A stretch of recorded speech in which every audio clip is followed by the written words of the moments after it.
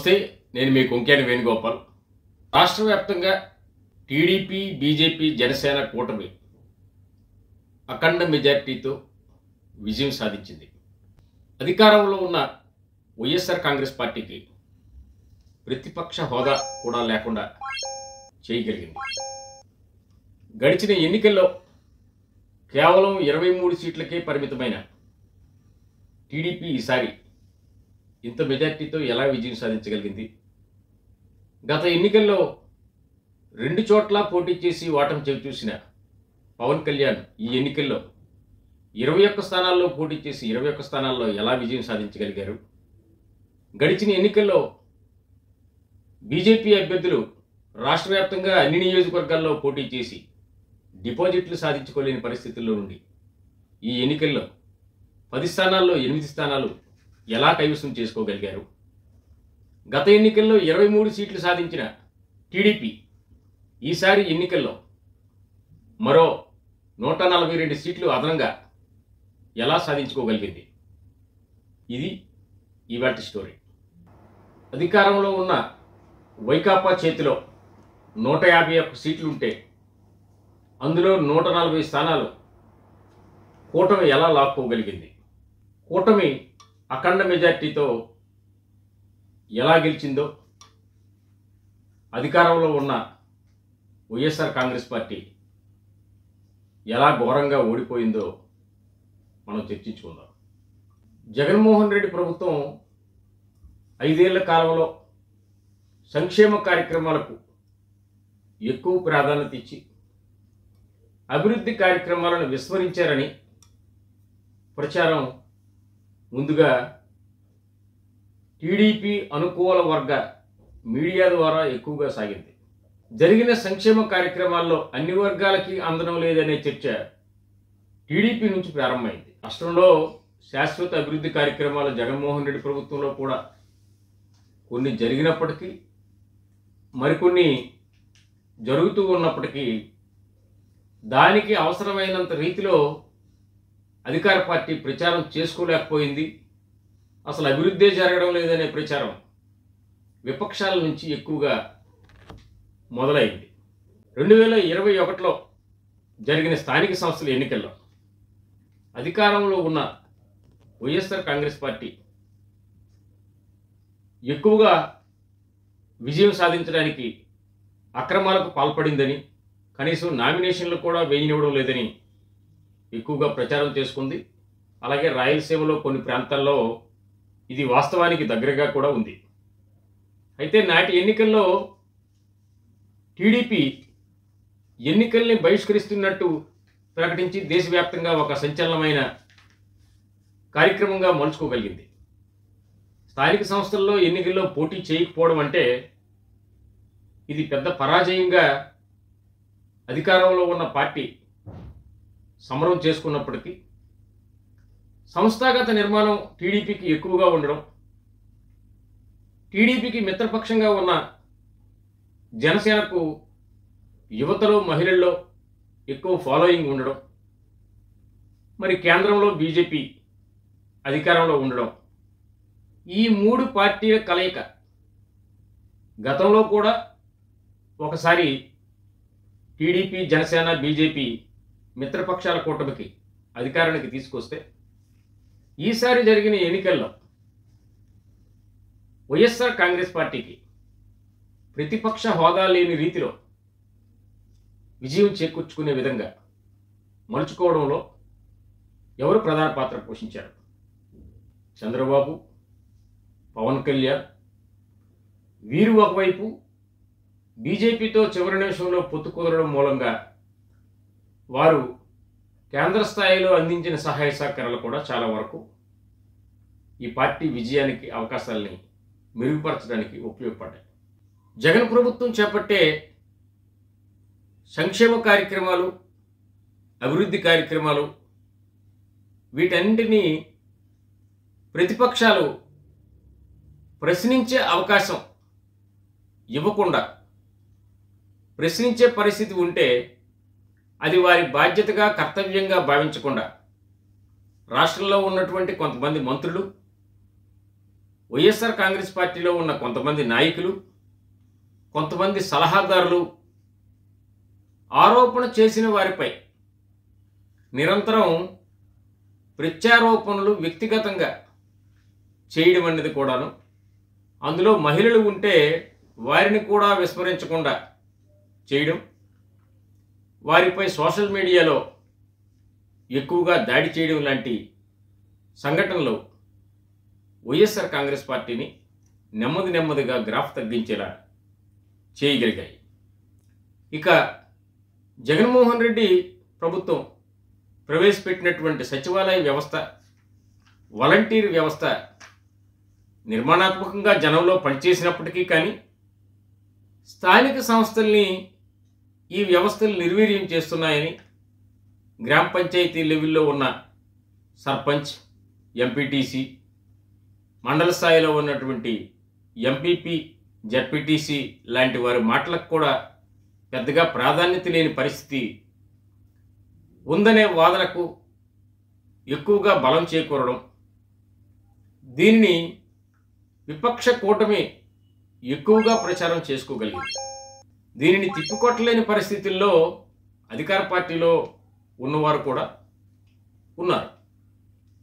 ఇక ప్రభుత్వంలో ఉన్నటువంటి మంత్రులు, ఎమ్మెల్యేలు, ఎమ్మెల్సీలు, వివిధ హోదాల్లో ఉన్న వారి విషయానికి వస్తే వీరు కేవలం ఉత్సవ విగ్రహాల్లో మనుషులు ఉన్నారంటే ఉన్నారు తప్ప, వారి హోదాల్లో ఉన్నారంటే ఉన్నారు తప్ప నిర్ణయాత్మక శక్తి కాదనే ప్రచారం పెద్దగా జరగడం, అది అధికారంలో ఉన్నటువంటి వైఎస్ఆర్ కాంగ్రెస్ పార్టీ కార్యకర్తలు కూడా దీన్ని ఎప్పుడు ఖండించిన సందర్భాలు పెద్దగా లేవు. తీసుకోవాల్సి ఉంటే ఈ రాష్ట్రంలో ఉన్నటువంటి సచివాలయ వ్యవస్థ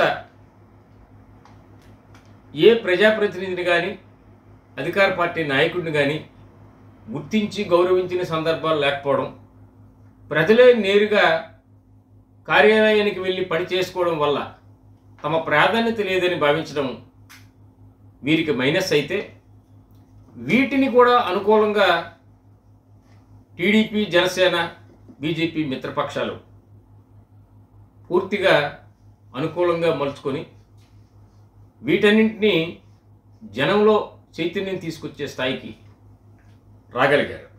ఈ మూడు పార్టీలు కూడా జగన్మోహన్ రెడ్డి ప్రభుత్వం చేస్తున్న అభివృద్ధి, సంక్షేమం గురించి కంటే అరాచకత్వం ఎక్కువ జరుగుతుందనే ప్రచారాన్ని, దానికి తగ్గట్టుగా కొన్ని సంఘటనల్ని ఎక్కువగా ప్రచారం చేయడంతో దాన్ని కూడా నేడున్నటువంటి యువతరం, విద్యావంతులు వాటిని వారు కూడా సోషల్ మీడియాలో ప్రచారం చేసుకునేటటువంటి పరిస్థితి ఉంది.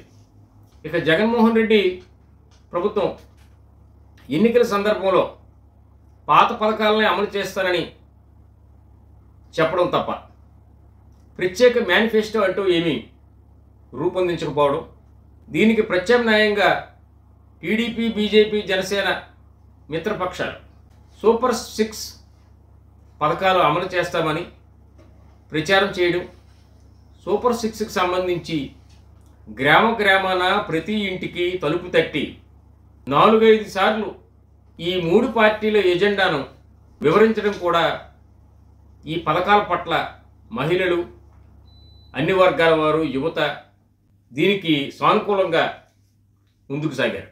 రాష్ట్రంలో తీసుకుంటే సినీ నటుడిగా, రాజకీయ నేతగా, నిజాయితీ గల వ్యక్తిగా పవన్ కళ్యాణ్కు గుర్తింపు ఉంది. నిజాయితీగా రాజకీయాలు చేస్తూ ముందుకు నడుస్తున్న పవన్ కళ్యాణ్ను తరచూ పదే అదే ఆయన పట్ల ప్యాకేజీ స్టార్ అంటూ అధికారంలో ఉన్న వైఎస్ఆర్ కాంగ్రెస్ పార్టీ నేతలు చేసిన ప్రచారాన్ని యువతరం కానీ, మహిళలు కానీ, సాధారణమైన జనం కానీ స్వాగతించే పరిస్థితి లేకుండా పోయింది. గడిచిన ఎన్నికల్లో పవన్ కళ్యాణ్ 2 చోట్ల పరాజయం చూస్తే దాని మీద ఎక్కువగా అధికార పార్టీలో ఉన్న మంత్రులు, నేతలు ఎక్కువగా ప్రచారం సాగించడం కూడా దానిని ఈ వర్గాల ప్రజలు కూడా పెద్దగా పట్టించుకునే పరిస్థితి లేకపోగా ఎన్నికల్లో ఓటమి గెలుపుని ఇంత సీరియస్గా ప్రచారం చేసుకుంటూ తప్పుగా ప్రచారం చేస్తున్నారనే భావన జనంలో కలిగింది. ఇక మనం చూసుకున్నట్టయితే బీజేపీ కూటమిలో ఉండడం వల్ల టీడీపీకి జనసేనకు ఒక ప్రత్యేకమైనటువంటి అదనపు బలం చేకూరిందని చెప్పుకోవాలి. చంద్రబాబు నాయుడును మోడీ నమ్మినా నమ్మకపోయినా పవన్ కళ్యాణ్పై అపారమైనటువంటి నమ్మకం ఆయనకు ఉంది. పవన్ కళ్యాణ్ ఎప్పుడైతే ఒకప్పుడు కూటమిలో ఉండడం, గడిచిన ఎన్నికల్లో వామపక్షాలు బీఎస్పీ లాంటి పార్టీలతో కలిసి పోటీ చేయడం జరిగిన తదుపరి మళ్ళీ నరేంద్ర మోడీ పిలుపు మేరకు ఆయనతో కలిసి పనిచేస్తూ ఉండడం వల్ల, ఆయన మాట గౌరవిస్తూ ఉండడం వల్ల పవన్ కళ్యాణ్ మాటకు ఎక్కువ ప్రాధాన్యత ఇస్తూ మోడీ ముందుకు సాగడంతో చంద్రబాబుకు బీజేపీకి కొన్నేళ్ల క్రితమే ఆ బంధం తెగిపోయి ఉంది. అయితే చంద్రబాబు అరెస్ట్ అయిన తర్వాత పవన్ కళ్యాణ్ రాజమండ్రి వెళ్ళి ఆయనకు నైతిక స్థైర్యాన్ని, సంపూర్ణ మద్దతును ప్రకటిస్తూ ఇటు బీజేపీతోనూ ఇటు చంద్రబాబుతోనూ కలిసి పనిచేస్తూ చివరికి ఈ వర్గాలను కలపడంలో ప్రధానమైనటువంటి పాత్ర పోషించడం జరిగింది. అలాగే చంద్రబాబు కుటుంబీకురాలైన పురంధేశ్వరి బీజేపీ రాష్ట్ర అధ్యక్షురాలు కావడం కూడా చంద్రబాబు కలిసి వచ్చినటువంటి మరో అంశం. వీటన్నిటికంటే ప్రామాణికంగా మనం తీసుకుంటే ఎన్నికలకు కొద్ది రోజుల ముందు జగన్మోహన్ రెడ్డి సొంత చెల్లెలు షర్మిలారెడ్డి పిసిసి అధ్యక్షురాలుగా బాధ్యతలు స్వీకరించడంతో రాష్ట్ర రాజకీయాల్లో పరిస్థితులు రసవత్తరంగా మారాయి. కాంగ్రెస్ పార్టీ నుంచే పుట్టుకొచ్చిన పార్టీ వైఎస్ఆర్ కాంగ్రెస్ పార్టీ. ప్రస్తుతం వైఎస్ఆర్ కాంగ్రెస్లో ఉన్నవారు కూడా ఎక్కువ శాతం కాంగ్రెస్ నుంచి వచ్చిన వారే కావడంతో కొద్ది శాతం షర్మిల పార్టీకి కూడా ఇన్ఫ్లుయెన్స్ చూపించగలిగింది. అయితే షర్మిల వైపు వైఎస్ఆర్ కాంగ్రెస్ పార్టీ వారు పెద్దగా మొగ్గు చూపకపోయినా షర్మిల పట్ల ఉన్న సానుభూతి టీడీపీకి కొంత అనుకూలంగా మారింది. వైఎస్ఆర్ కాంగ్రెస్ పార్టీకి ప్రతికూలంగా ఉన్న పరిస్థితుల్ని టీడీపీ అనుకూలంగా మలుచుకోగలిగింది. ఇక కడప జిల్లాలో షర్మిల కాంగ్రెస్ పార్టీ తరఫున ఎంపీగా పోటీ చేయడం, అవినాష్ రెడ్డినే టార్గెట్ చేస్తూ మాట్లాడడం, జగన్మోహన్ రెడ్డినే లక్ష్యంగా చేసుకొని విమర్శలు చేయడం, రాష్ట్ర వ్యాప్తంగా ఎన్నికల ప్రచారంలో కూడా జగన్ను తరచూ విమర్శిస్తూ ఉండడంతో సొంత చెల్లెలే జగన్ పట్ల ప్రతికూలంగా ఉన్నారనే వాదన టీడీపీ, బీజేపీ, జనసేన జనం ముందుకు తీసుకెళ్ళగలిగాయి. అలాగే షర్మిల రాష్ట్ర వ్యాప్తంగా తన ఎన్నికల ప్రచారాన్ని కానీ ప్రచార సభల్లో కానీ చేసిన విమర్శల్ని చంద్రబాబుకు అనుకూల మీడియా మితిమీరిన ప్రాధాన్యత ఇచ్చింది. ఇవన్నీ కూడా టీడీపీకి ఒక్కొక్కటి కలిసి వచ్చినటువంటి అంశాలు. జగన్ను ఓడించేందుకు రాష్ట్రంలో ఇతర ప్రాంతాల్లో ఉన్నవారు, దేశంలో వేరువేరు ప్రాంతాలకు వలస వెళ్ళిన వారు, ఇతర దేశాల్లో ఉన్నవారు అందరినీ తీసుకురావడంలో కూటమి నేతలు చేసిన ప్రయత్నాలు ఫలించాయి. రాష్ట్ర వ్యాప్తంగా ప్రతి అసెంబ్లీ నియోజకవర్గంలో 7,000 నుంచి 10,000 మంది వలస ఓటర్లను సరాసరిగా తీసుకొచ్చి ఓట్లు వేయించుకోవడంలో టీడీపీ, జనసేన, బీజేపీ మిత్రపక్షాలు తీవ్రంగా ప్రయత్నాలు సాగించి ఆ లక్ష్యానికి చేరుకోగలిగాయి. రాష్ట్ర భవిష్యత్తు కోసం కూటమి ఏర్పాటయిందని కూటమిలో ఉండే నేతలు చెబుతూ ఉంటే దీనికి ఉపాధ్యాయులు, ఉద్యోగులు, విద్యావంతులు, మేధావులు అందరూ కూడా సంఘీభావం తెలుపుతూ ఇది సామాన్యమైనటువంటి ప్రజల్లో కూడా ఎక్కువ శాతం తీసుకెళ్లగలిగారు. దీనికి కౌంటర్ చేయగలిగే పరిస్థితి కూడా వైఎస్ఆర్ కాంగ్రెస్ పార్టీ నుంచి ఎక్కడా కనిపించలేదు. 5 ఏళ్ల జగన్ పాలనలో వైఎస్ఆర్ పార్టీ నాయకులు, కార్యకర్తలు నిర్వీర్యం కావడం, అసంతృప్తితో ఉండడం, ఈ ప్రభుత్వంలో తాము ఎదగలేకపోయామనే బాధతో ఉండడం, వీటన్నింటినీ కూడా టీడీపీ, బీజేపీ, జనసేన చాలా వరకు అనుకూలంగా మలుచుకోగలిగింది. కొంతమంది నాయకుల్ని, కార్యకర్తల్ని వారి కార్యకలాపాలకు దూరంగా ఉంచగలిగింది. కొంతమంది సైలెంట్గా కూటమికి అనుకూలంగా పనిచేస్తే, మరి కొంతమంది కూటమి కోసం పనిచేయకపోయినా తాము ఉన్నటువంటి వైఎస్ఆర్ కాంగ్రెస్ పార్టీలో పనిచేయకుండా జాగ్రత్త వహించగలిగింది. అలాగే 6 నెలల క్రితం జరిగినటువంటి తెలంగాణ అసెంబ్లీ ఎన్నికల్లో కూటమికి సంబంధించిన నేతలు కొంతమంది అక్కడ జరిగిన ఎన్నికల తీరును పరిశీలించి వాటి ఆధారంగా కూడా ఇక్కడ పనిచేస్తూ పోల్ మేనేజ్మెంట్లో తీసుకున్న జాగ్రత్తలు కూడా కూటమికి చాలా వరకు కలిసి వచ్చాయి.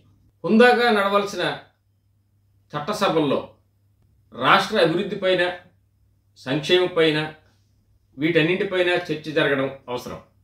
ఎన్నో ఏళ్ల నుండి ఈ తరహా రాజకీయాలకు అన్ని పార్టీలు స్వస్తి పలికేశాయి. అయితే ఈసారి జరిగిన అసెంబ్లీ సమావేశాల్లో ప్రధాన ప్రతిపక్ష నేత, సుదీర్ఘకాలం ముఖ్యమంత్రిగా చేసిన చంద్రబాబును వ్యక్తిగతంగా అవమానపరిచి చట్టసభలోనే ఏడ్చుకునే రీతిలో అవమానించడం, దీనిపై ప్రధాన మీడియాలో ఎక్కువగా ప్రచారం సాగింది. తద్వారా చంద్రబాబు కుటుంబం పైన మరింత అభిమానం పెరగడం, సానుభూతి పెరగడం, ఇవన్నీ ఏమాత్రం అధికార పార్టీ పసిగట్టలేకపోయింది. ప్రధాన ప్రతిపక్షాలకు నెమ్మదిగా బలం చేకూర్చింది. చంద్రబాబును జైల్లో పెట్టడంలో కేంద్రం పాత్ర ఉందా, రాష్ట్రం పాత్ర ఉందా అనేది పక్కన పెడితే, ఇందులో కూడా రాష్ట్రం మీదే ఎక్కువగా జగన్ ప్రభుత్వంపై తీవ్రమైనటువంటి అసంతృప్తి చెలరేగింది. కాకపోతే జగన్ పాలనలో ప్రజా సంఘాలు కానీ, ఏ కార్మిక సంఘాలు కానీ రోడ్డెక్కి ఉద్యమిస్తే అరెస్టులు, కేసులు ఉంటాయనే భయంతో ముందుకు సాగే పరిస్థితి లేదు. తమ హక్కులకు భంగం కలుగుతుందనే భావంతో ఏ ఒక్కరూ కూడా దీనిపై నోరెత్తే పరిస్థితి కూడా లేదు. అయితే ఇలాంటి పరిణామాలన్నీ కూడాను ఇటు చిన్న సంఘాల్లోనూ, ప్రజల్లోనూ కొంత జగన్ ప్రభుత్వంపై అసంతృప్తికి కారణం. వీటన్నింటినీ కూడా కూటమిలో ఉండే నేతలు అనుకూలంగా మలుచుకోగలిగారు. ఇక ప్రభుత్వానికి సంబంధించినటువంటి ఏవైనా నిర్ణయాలు, చేపట్టిన కార్యక్రమాలు చెప్పాలనుకుంటే స్వయంగా సీఎం మీడియా ముందుకు చెప్పాలి, లేదా సమాచార మంత్రి చెప్పాలి, లేదా ఆ సంబంధిత శాఖ మంత్రి చెప్పాలి. వీరెవరూ కాకుండా ప్రభుత్వ సలహాదారులు మీడియా ముందుకు వచ్చి తరచూ చెబుతూ ఉండడంతో ఏ హోదాలో వీరు చెప్తున్నారా అనేది కేవలం విపక్షాలకే కాదు, మేధావి వర్గానికి, ఉపాధ్యాయ ఉద్యోగ వర్గాలకు, విద్యావంతులకు ఒక ప్రశ్నగా మారింది. ఇలాంటి పరిణామాలన్నీ కూడాను జగన్ ప్రభుత్వంపై జనం అక్కసుకు ప్రధానమైనటువంటి కారణం. అలాగే తీసుకుంటే ఈ ఎన్నికలకు కొన్ని నెలల ముందు జరిగినటువంటి పట్టభద్రుల ఎమ్మెల్సీ ఎన్నికల్లో అటు రాయలసీమలో కానీ, ఇటు ఉత్తరాంధ్రలో కానీ టీడీపీ విజయం సాధించగలిగింది. అధికారంలో ఉన్న వైఎస్ఆర్ కాంగ్రెస్ పార్టీ ఓటమి చవిచూసింది. టీడీపీ సొంతంగా గెలిచే బలం లేకపోయినప్పటికీ కూడా టీడీపీ వామపక్షాల మద్దతుతో రెండో ప్రాధాన్యత ఓటుతో గెలిచింది. అయితే ఈ విజయాన్ని అధికారంలో ఉన్న వైఎస్ఆర్ కాంగ్రెస్ పార్టీ సునాయాసంగా కొట్టిపారేసింది. ఈ ఓటర్లు మా ఓటర్లు కోరంటూ తిరిగి ఎదురుదాడికి దిగింది. తీరా చూస్తే ఈ ఓటర్లు మా ఓటర్లు కోరని ఏ రోజైతే అధికార పార్టీకి చెందిన నేతలు అన్నారో, పట్టభద్రులు, నిరుద్యోగులు, మేధావులు అందరిలో కూడా మరింత అసంతృప్తి రగిలింది. దీని ప్రభావం కూడా ఈ ఎన్నికల్లో విపక్షాలు, కూటమిగా ఏర్పడినటువంటి మిత్రపక్షాలు బాగా అనుకూలంగా మలుచుకోగలిగాయి. ఈ ఓట్లు తమకు కావంటే తమకు ఓటు వేసే సెక్టార్ మహిళలు, వృద్ధులు, లబ్ధిదారులు మాత్రమే కాబట్టి ఆ వర్గాలను చైతన్యవంతులను చేసే బాధ్యతని ఉద్యోగులు, ఉపాధ్యాయులు, విద్యావంతులు తీసుకోగలిగారు. వారిని అనుకూలంగా మలుచుకోవడంలో చాలా వరకు కూటమి నేతలు సక్సెస్ అయ్యారు. ఇంకా చెప్పుకోవాలనుకుంటే ల్యాండ్ టైటిలింగ్ యాక్ట్, సమగ్ర భూమి వీటన్నిటికీ సంబంధించి రికార్డుల్లో ఒకరి భూమి ఒకరి పేరు మీద ఉన్నట్టు రికార్డులు చూపుతున్నట్టు వీటన్నింటినీ కూటమి పక్షాన మీడియా సంస్థలు పెద్ద ఎత్తున ప్రచారం సాగించి ప్రభుత్వం పైన అసంతృప్తి మరింత చెలరేగేలా చేయగలిగారు. అయితే దీనిని కౌంటర్ చేసుకోవడంలోనూ పూర్తిగా జగన్ ప్రభుత్వం విఫలమైంది. 2019 ఎన్నికల్లో జగన్ విజయానికి పనిచేసిన ప్రశాంత్ కిషోర్ దాదాపు ఏడాది క్రితం చంద్రబాబు గూటికి చేరడం, ఆయనకి సలహాదారుడిగా మారడం, లోకేష్తో చర్చించడం, ఇవన్నీ జరిగిన తర్వాత కూడా సర్దుబాటు దిద్దుబాటు చర్యల్ని జగన్ ఏమాత్రం చేసుకోలేకుండా 2021లో జరిగిన స్థానిక సంస్థల ఎన్నికల్లో 82% ఓట్ల మెజార్టీతో గెలిచామని లెక్కల్నే పరిగణలోకి తీసుకోవడం, తమకు బలం ఉందని భావించడం, లబ్ధిదారులు తమకు ఉన్నారని భావించడం, ఇవన్నీ నైతికంగా విజయంగా అధికార పార్టీ భావిస్తే వీటన్నింటికీ కూడాను కూటమి నేతలు ఎప్పటికప్పుడు ఎదుర్కొంటూ ప్రభుత్వం అమలు చేసే ఏ కార్యక్రమం గురించి అయినా ప్రతికూలంగా మలచడంలో విజయం సాధించగలిగారు. ఇక జగన్ ప్రభుత్వం లక్షల కోట్ల బాండ్లు అమ్మేసిందని, లక్షల కోట్లు అప్పు చేసిందని, రాష్ట్ర అభివృద్ధి పూర్తిగా జరిగే పరిస్థితి లేదని, భవిష్యత్తులో ప్రభుత్వాన్ని నడిపించడమే కష్టసాధ్యమని చెప్పిన వాదనను కూడా వైఎస్ఆర్ కాంగ్రెస్ పార్టీ కానీ ఆ పార్టీ అధినేత కానీ దీనిని తిప్పికొట్టలేకపోయారు. వీటన్నింటికంటే ముఖ్యంగా జగన్మోహన్ రెడ్డికి పార్టీలో ఉండే నియోజకవర్గాల్లో నాయకులు, పోటీ చేసిన అభ్యర్థి, నియోజకవర్గ ఎమ్మెల్యే ఒకరిద్దరు మాత్రమే ముఖపరిచయం తప్ప మిగిలిన వారు ఎవరితో పెద్దగా పరిచయాలు లేకుండా కేడర్కు లీడర్కు ఉండేటటువంటి దూరం కూడా చాలా వరకు ఈ ఎన్నికల్లో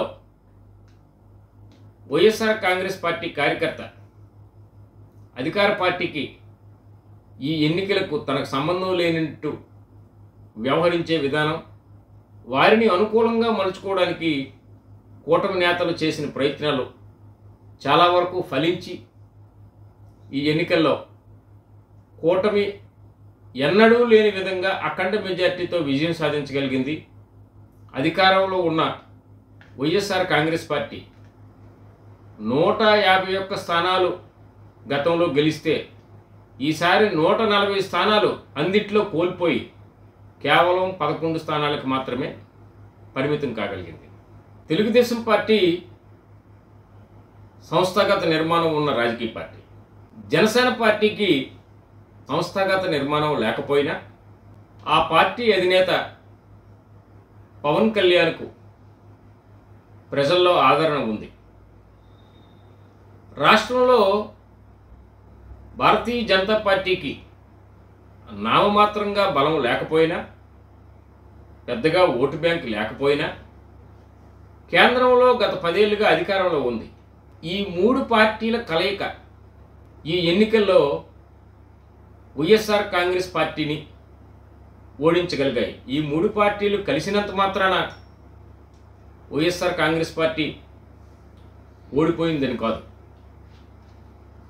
సహజంగా ప్రభుత్వంలో ఉండే అసమ్మతిని, వ్యతిరేకతను అనుకూలంగా మలుచుకోవడంతో పాటు కూటమి నేతలకు ఉన్న అనుకూల మీడియా ద్వారా మరింత ప్రచారం చేయడం, దాన్ని అధికారంలో ఉన్న వైఎస్ఆర్ కాంగ్రెస్ పార్టీ తిప్పికొట్టలేకపోవడం, ఇవన్నీ కూడా జగన్మోహన్ రెడ్డి పాలనను ఈరోజు అంతం చేశాయి, కూటమి ఘన విజయం సాధించేలా చేశాయి. టీడీపీ అధినేత చంద్రబాబు సొంత బలం మీద ఆధారపడి రాజకీయాలు చేసే కంటే ప్రత్యర్థి పార్టీలో ఉండే బలహీనతలు ఆధారపడి రాజకీయాలు చేస్తారు. వీటితో పాటు ప్రత్యర్థి పార్టీలో ఉండే లోటుపాట్లను ఎక్కువగా గుర్తించి అనుకూలంగా మలుచుకుంటారు. రాజకీయాల్లో నెంబర్ గేమ్ అనేది ఎప్పుడు ఆయన లక్ష్యం. అధికార పీఠాన్ని కైవసం చేసుకోవాలంటే ఎన్నికల్లో ఏం చేస్తే గెలవగలమో ఆయన ఎప్పుడూ లెక్కలు వేసుకుంటూ ఉంటారు. అది ఎలా అంటే 95లో ఆయన రాష్ట్ర ముఖ్యమంత్రిగా బాధ్యతలు స్వీకరించిన తర్వాత 1996లో 98లో వరుసగా 2 సార్లు జరిగిన పార్లమెంట్ ఎన్నికల్లో టీడీపీ కేవలం నామమాత్రంగా మాత్రమే ఎంపీ సీట్లు గెలుచుకుంది. ఆ 2 ఎన్నికల్లోనూ కాంగ్రెస్ పార్టీ 2 సార్లు 22 చొప్పున సీట్లు సాధించగలిగింది. అయితే ఇదే పరిస్థితి కొనసాగితే 99లో జరిగిన ఎన్నికల్లో విజయం సాధించడం కష్టమని భావించి దూరంగా ఉన్న బీజేపీతో జతకట్టి నాటి ఎన్నికల్లో టీడీపీ మరోసారి ప్రభుత్వం ఏర్పాటు చేసుకోగలిగింది. అదే పరిస్థితి 2014లో పునరావృతమైంది. అదే పరిస్థితి 2024లో కూడా పునరావృతమైంది. చంద్రబాబు ఎప్పుడూ కూటమి జతకట్టి వివిధ రాజకీయ పార్టీలతో ఉండేటటువంటి ఓట్ల శాతాన్ని లెక్క కట్టి తన గెలుపు లక్ష్యానికి చేరుకుంటూ ఉంటారు. ఈసారి కూడా ఆయన గెలుపు లక్ష్యానికి చేరుకోవడానికి ఇదే ప్రధానమైన కారణం.